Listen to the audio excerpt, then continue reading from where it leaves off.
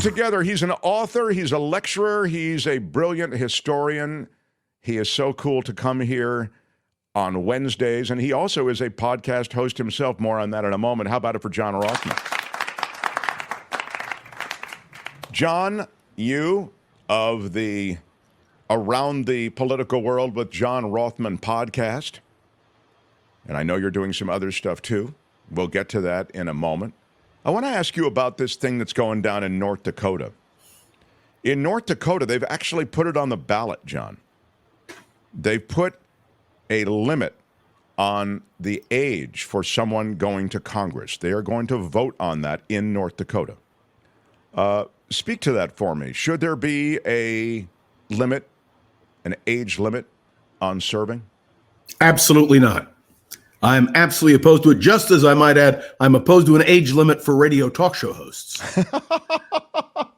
Now, look, Mark, it's the silliest thing. And by the way, what a state does is their business. But under the Constitution, all you got to be is 25 years old and an American citizen to run for the House of Representatives. And for the Senate, you have to be 30 years old. And so I think it's completely irrelevant. Well, it's happening in North Dakota, one of the least populous states, of course. Nonetheless, it's a state that might give you some sense of which way the wind is blowing on this issue. Listen, they elected Kristi Noem as their governor. And I would suggest to you that any suggestion that they are a barometer of public opinion, can you imagine if all the animal lovers in the world had to vote, whether they'd vote for Kristi Noem or not? Come on, Mark. Well, the reality is, John, though, they, as North Dakota, they have as many voting senators as we do in California. That's right. And they have an impact, but we're talking about vote in North Dakota on a local issue about whether or not there should be an age limit, which I do not believe is constitutional. And frankly, I'm opposed to any age limit. I think people know when someone is too old or not competent to serve. I feel the same way about the presidency. And by the way, I oppose the 22nd Amendment, which put a term limit. I think the idea of term limits on a president are ridiculous. Carter Einzinger, who is quoted in this piece, 24-year-old electrical engineer from Fargo, North Dakota, said he planned to vote for the age limit measure and would happily set an even younger threshold, around 70, he says. It's funny, when you're 24, 70 seems really old to you. It sure does. Yeah, man, those 70-year-olds, they just can't think clearly anymore. Hey, dude, this just in, 70 ain't that old anymore, okay? And he would extend it to presidential candidates and Supreme Court justices. Quote, if North Dakota passes this, it would allow us to prove to the rest of the country that this is workable, that this is something that's reasonable. You want to term limit somebody or limit someone kind of age, vote against them, but don't impose that on the electorate. There are mandatory retirement ages for airline pilots and for military officers. You have to be 64, you age out, and 65, you age out of being a pilot. Yep, and I agree with that completely. That has an arbitrary sense, but the question of whether somebody, because of their age, should not be able to serve in Congress or in a state legislature is ridiculous. I mean, as long as people want them, they should be able to run. I want to just press you on this a little bit. I don't know that I disagree with you, but I just still like to press you on it, because we did see in our own backyard Dianne Feinstein maybe lingering a little too long. Wouldn't you agree, John? I think that was the reason why, prior to her death, she said she would not run for another term. But I would remind you of senators like Hubert Humphrey and Barry Goldwater and George McGovern, who well into their later years were still serving this country honorably and effectively. So as I say, I think, just to put a cap on it, I'm not in favor of term limits and I'm not in favor of age limits. And if there were an age limit, Mark, imagine where we would be. Mitch McConnell's 82, by the way. I'll remind you. It's not a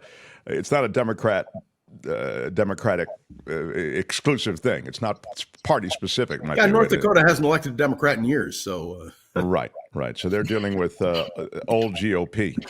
But yes, John, I want to ask you about something that, and I'll get back to Hunter Biden, and we'll get to that in a second. But I really wanted to ask you about something that's happening around the world, because you do have that kind of perspective on international politics.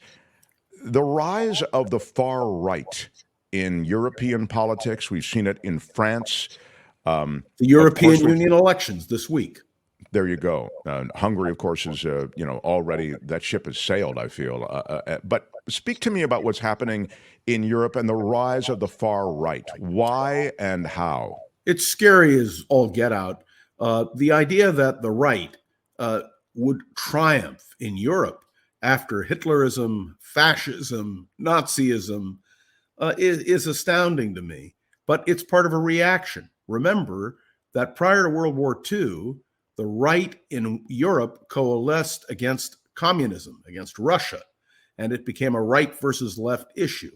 But I have to believe and I have to hope that good common sense will prevail and that neither the far right nor the far left will achieve the kind of power that they would both like to have. Don't you think it's being fed by immigration issues? In part, immigration issues, monetary issues, trade issues. There are a whole host of reasons. And I must add, charismatic leadership. If you have a charismatic leader on the left or the right, they're the ones who soar to success. Fortunately, the European Parliament has very little impact on the life of Europeans. Europe is still a sovereign in terms of each nation really determining its own policies. But when you look at Hungary and a man like Orban, you ought to be scared out of your wits. This is just simply the reality. America, by the way, has a history of going to the center. We rejected a Barry Goldwater, who was viewed as far right. We rejected a George McGovern, who was viewed as far left. And Richard Nixon always used to say to me, when you're running a primary, a Democratic primary, run to the left, Republican primary, run to the right. But if you want to win the general election, you run to the center. And I think the center is where most people should be. Well, that's a really interesting point. And I wonder also if America, somebody's saying they're hearing an echo. Do you hear an echo, Albert? Sorry if you're hearing an echo. You know, guys. Mark, it could be Barry Goldwater's old slogan, a choice, not an echo. Do you hear it, Albert, or no? Yeah, it might be John Rothman's audio. So if you're able to turn your audio down, John, just a little bit. Thank you, John Rothman. Yeah. Mark has an echo. Several people are, yes, echo. Yes, Sorry echo. Yeah, turn your audio down, Rothman. What the hell's going on around here? I blame you, Albert. Can't you get Rothman to work his system to a point that we don't have this issue? Just for heaven's sake, Albert, can't you regulate me? Unfortunately, I can't. I could do his audio output, but not how much he's taking. God. They pay me a lot of money for having attitude. Okay, I know. All right, turn your damn audio down, please, Rothman. I want to hear you just once, if I could. I would, and what I was going to say is I would reflect on America and in America see our, sadly, low information voters. There are a lot. We silo our information in this country. I'm sure it's siloed worldwide, but we kind of get what we want, but we're fairly provincial when it comes to politics in America. That is to say, we really worry about our own thing. I'm sure that most Americans couldn't even tell you who the president of France is, but the reason I mention that as a positive, it's actually a good thing in this case, is that the rise of the right, I'd suggest to you, and I'm kind of running this past you, the rise of the right feeds on itself. It happens in Europe. These despotic leaderships rise. These fascist leaderships come into power. The right feeds on itself. They make deals. There's a momentum almost. And as you, I think, rightly point out, these charismatic leaders, they've been a large part of this. But we in America, isolated, as I've just said, I don't know that has an effect so much on American politics, even understanding that most of those far-right leaders want Trump to reascend to the presidency. What are your thoughts on that? Well, I agree. Look, we're polarized in this country over the personalities of Trump and Biden. And we tend to polarize about personalities, and that's just the way it is. But there's nothing we can do to control that. We have a free country, and you can vote for who you wish. Now to Hunter Biden. I'm hoping that the echo's gotten a little bit better. People are still getting echo gone here, says William. I've been muting now, John during your questions. Oh, okay, great. So you're muting. That's great. Thank you, Albert. Albert, thank you, as was once said by Albert. Thank you. Yeah, there you go. So, John, let's get back to now domestic politics and Hunter Biden. The verdict. I don't know that much political hay can be made of the verdict, but you're the political ninja. What do you think is going No, to happen? I don't think it will have much of an impact. After all, it's Hunter, not Joe. And the fact that the Republicans, particularly, I listened to Elise Stefanik, who was a leading candidate for the vice presidency, talked about the Biden crime family. If Jim Comer and the House committee had any criminal proof against the Biden family, they should offer it. The simple truth is there isn't. And I would remind you, Donald Trump now has 3 guns, and he is a convicted felon. And he admits to having 3 guns. I don't know how they're going to deal with that. Hunter Biden had 1 gun. And I would suggest to you that the Republican Party is now tied in knots. The Supreme Court is going to rule on several gun issues in the next few days or weeks. And the question is, how will that affect Hunter Biden? If you believe that anyone should be able to have a firearm, then Hunter Biden should have been allowed to have one. And for the Republicans, this is a big problem. And for the NRA, a bigger problem. They've tied themselves up in knots, and that's the way it is. But I hasten to point out the real issue for me is a candidate for president who would talk about January 6th warriors, hostages, and victims, and a candidate who may well be the Republican nominee talking about revenge and retribution. Now, that scares me a lot more than Hunter Biden. You know, Hunter Biden broke the law. Okay, let him pay the penalty. But Hunter Biden is not Joe Biden. Well, the Biden crime family, John, now will be exposed. They can move on from this to May I say that if James Comer, who is chairman of the appropriate House committee, had any real evidence that there was a crime committed, it would have been presented. But how often, Mark, have we heard, oh, the evidence is about to come out, we'll prove it, and they never prove it at all. Now, let me point something else out to everybody. It is not uncommon for presidential family members to profit from someone being in office. I don't like it, but it's not a crime. And no one has been able to prove or even suggest that Joe Biden has been the recipient of any situation which would be criminal. If they had it on him, Mark, they would use it. Believe me, and they'd use it before November.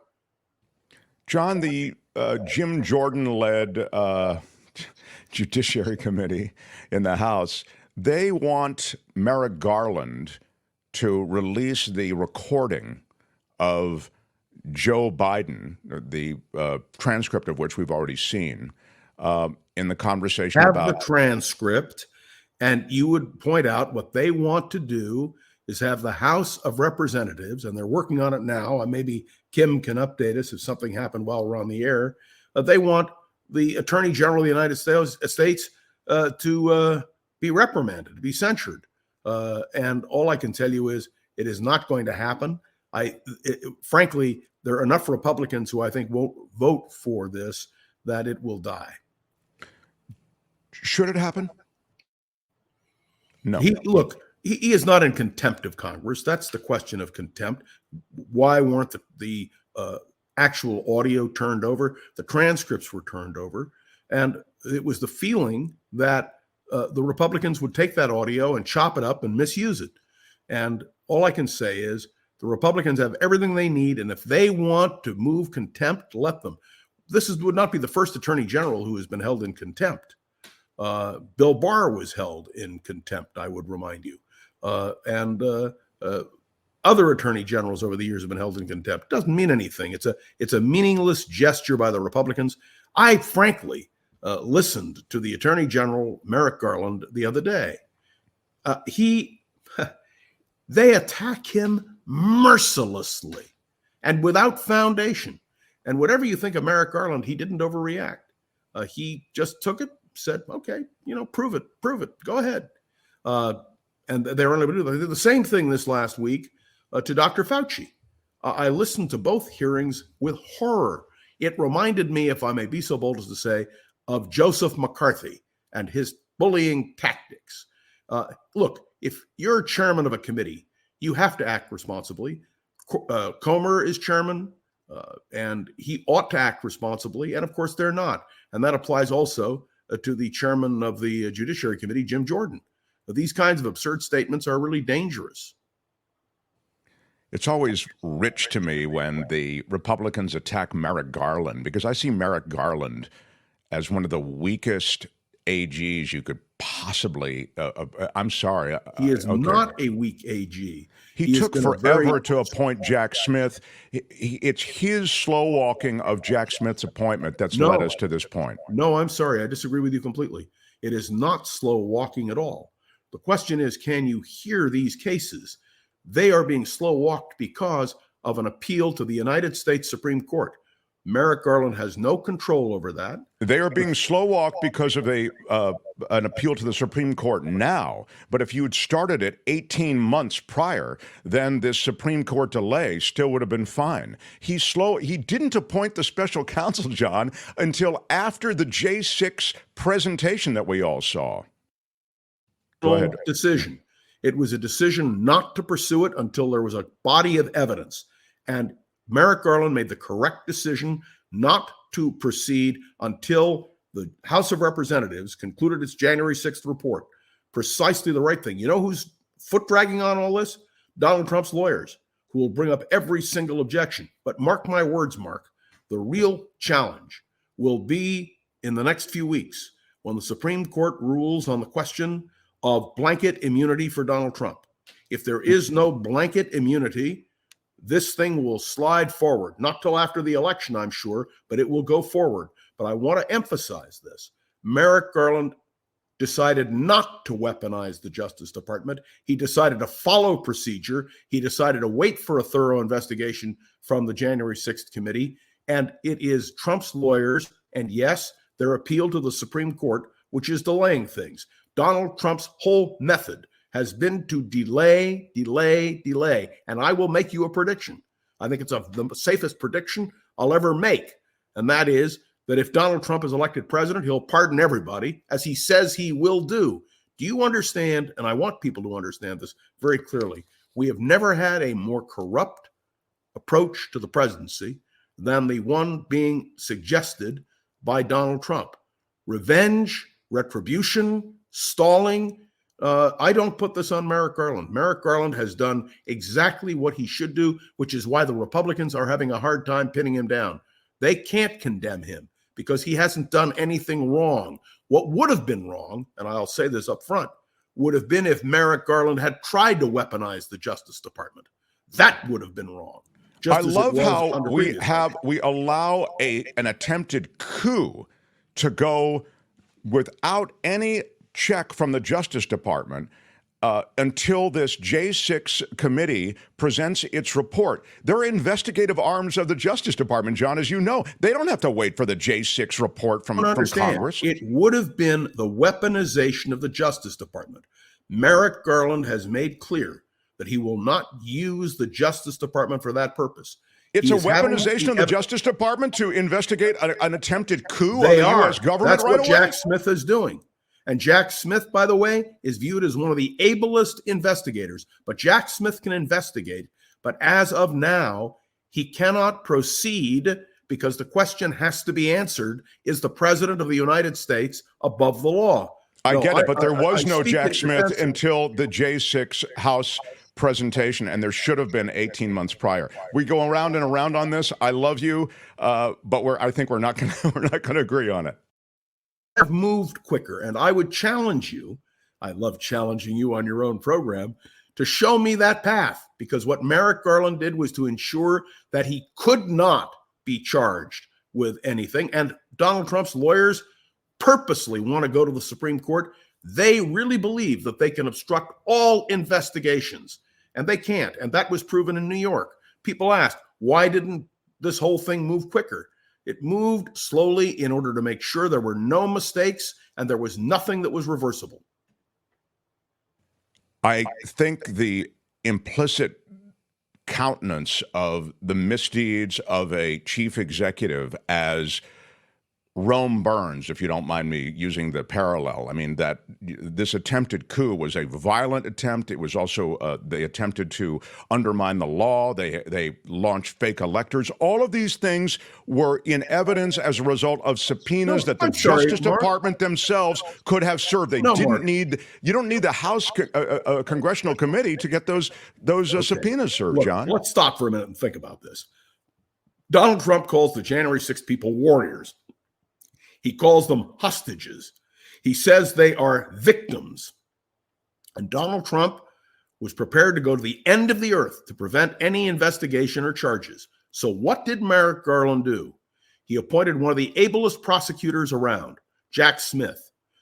Jack Smith puts the case together based in large measure on the January 6th committee's report, which I have in front of me and should be read by every American. And he shouldn't have had to wait for that report. Well, let me tell you, that was an interesting question that you asked, because then you would have had parallel hearings. You would have had the Justice Department, and then you're talking about the weaponization of the Justice Department. So you're going to let this guy get away with an attempted coup because you're afraid of the appearance of partisanship. That's how we ended up here. No, Mark, ridiculous. He's not getting away with it. We have the January 6th report. We have Jack Smith's report, which is now being compiled.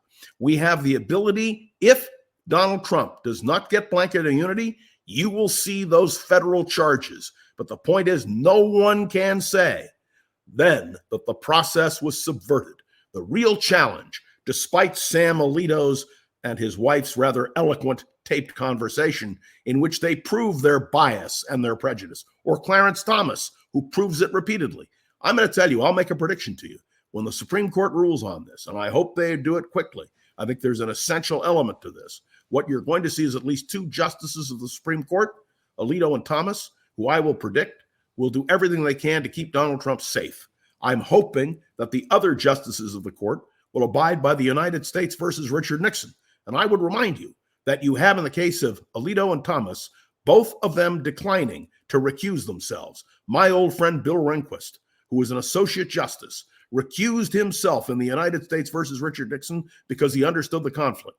You have two justices of the Supreme Court who are refusing to recuse themselves. And I would hasten to point out, nobody can force them to recuse themselves. No. John, what was your prediction, though? I heard I'm hoping that such and such. Hoping is not a prediction, Rothman. I want a prediction when you say you're going to give me a prediction. My prediction is that the Supreme Court will turn back Trump's claim of absolute immunity. I believe that Thomas and Alito will vote to uphold that immunity, and that will show again their bias and prejudice.